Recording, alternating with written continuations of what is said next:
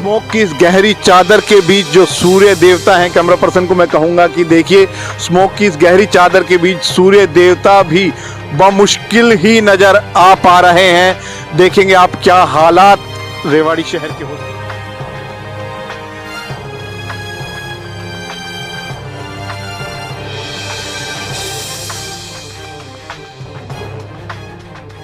Grep का तीसरा चरण लागू हो चुका है। निर्माण कार्यों पर रोक लग जानी चाहिए, लेकिन ऐसा नहीं हो रहा है।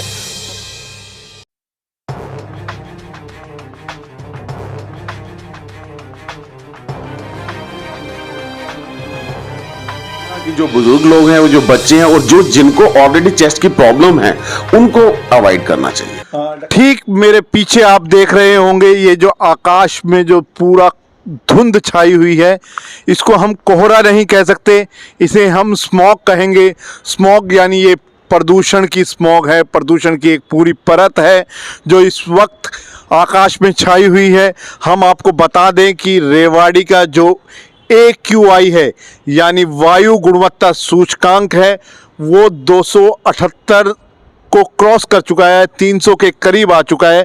यानी प्रदूषण का स्तर खासा बढ़ चुका है। प्रदूषण का ये बढ़ता हुआ स्तर आपकी चिंता बढ़ा सकता है। दिल के जो रोगी हैं, सांस के जो रोगी हैं, उनके लिए ये जो स्मोक की चादर है बेहद खतरनाक है। ये जो दोपहर 12 बजे के बाद रेवाड़ी का जो पूरा मौसम बना है, मौसम में जो ये तब्दीली आई है, ये बड़ा अलर्ट है कि आप लोग सावधान हो जाइए। जितना प्रदूषण आप फैला रहे हैं, ये प्रदूषण एक ना एक दिन आप पर बड़ा भारी पड़ने वाला है। ग्रेप का तीसरा चरण लागू हो चुका है। निर्माण कार्यों पर रोक लग जानी चाहिए, लेकिन ऐसा नहीं हो रहा है। प्रदूषण फैल रहा है। आज भी जो फैक्ट्रियां हैं, निर्माण कार्यों से, निर्माण सामग्री से जो धूल उड़ रही है, उसके कारण भी मौसम लगातार प्रदूषित हो रहा है। ग्रेप के तीसरे चरण को लागू होने के बाद प्रशासनिक अधिकारियों को और जो विभाग है, जिम्मेदार विभाग है, उनको कार्रवाई करने की ज़रूरत है, लेकिन ऐसा दिखाई नहीं दे रहा। ये जो स्मोक की चादर है वो और लगातार गहरी होती जा रही है। रेवाड़ी के हालात आप देख रहे हैं। अचानक से ये क्या हुआ, इसको देखने के बाद लोग भी नहीं समझ पा रहे हैं। लोगों को आंखों में जलन महसूस हो रही है, सांस लेने में दिक्कतें आ रही हैं।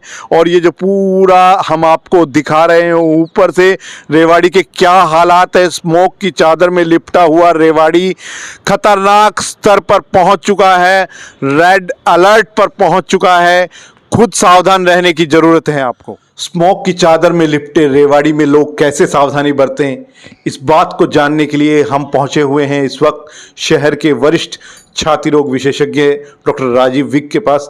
डॉक्टर राजीव, बाहर स्मोक की चादर बिल्कुल छाई हुई है, कैसे हम खुद को बचाएं, कैसे पेशेंट खुद को बचा सकते हैं, थोड़ा सा जान। हाँ, पहले तो अमित, मैं आपका धन्यवाद करना चाहूँगा कि इस जो कह सकते हो कि ज्वलंत आजकल जो विषय चल रहा है हमारे रिगार्डिंग हेल्थ, उसको आपने उस कंसिडरेशन में लिया।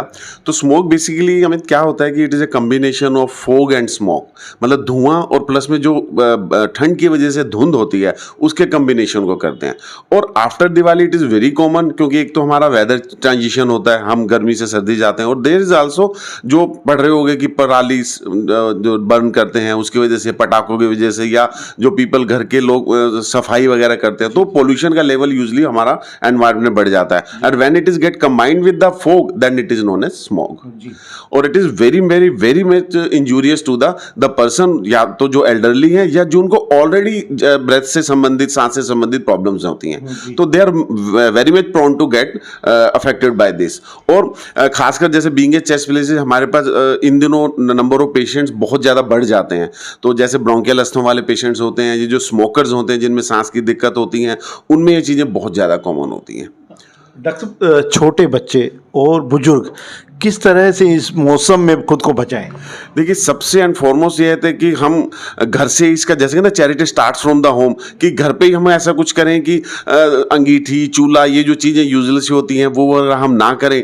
बच्चों को और खासकर बुजुर्गों को कोशिश करें कि अर्ली आवर्स में और लेट आवर्स में they should not be allowed to go outside, क्योंकि तब बहुत ज़्यादा ठंड भी होती है और थोड़ा सा हमारा एनवायरनमेंट में स्मोक का मात्रा भी बढ़ जाती है, तो वो ज़्यादा प्रोन होते हैं गेट इन्फेक्टेड। तो इसलिए उनको करें, या फिर अगर बहुत जाना पड़ता है तो they should use some mask. तो डॉक्टर साहब क्या सुबह की सैर अब छोड़ देनी चाहिए इस मौसम में? हाँ, मैं ये कहूंगा कि जो बुजुर्ग लोग हैं, वो जो बच्चे हैं और जो जिनको ऑलरेडी चेस्ट की प्रॉब्लम है, उनको अवॉइड करना चाहिए। डॉक्टर साहब कैसे हम ये महसूस करें कि थोड़ी दिक्कतें आ रही हैं बॉडी के अंदर स्मोक की वजह से? क्या लक्षण थोड़े से आ सकते हैं? देखिए, सबसे पहला तो यही होता है कि गले में इरिटेशन होती है, आंखों में इरिटेशन होती है, आपकी जो स्मेल करते हैं उसकी एयर की जो हमारी स्मेल वो चेंज हो जाती है, और फिर वो जब बहुत ज्यादा इनहेल होती है तो that causes dry irritating cough, wheezing, मतलब सांस में लेने में दिक्कत होती है, विस्लिंग साउंड सी आती है, खांसी छिड़ जाती है। तो ये मोस्ट कॉमन फीचर्स होते हैं बच्चों में, बुजुर्गों में, या जो फिर चेस्ट वाले पेशेंट्स होते हैं रिगार्डिंग दिस स्मोक इनहेलेशन।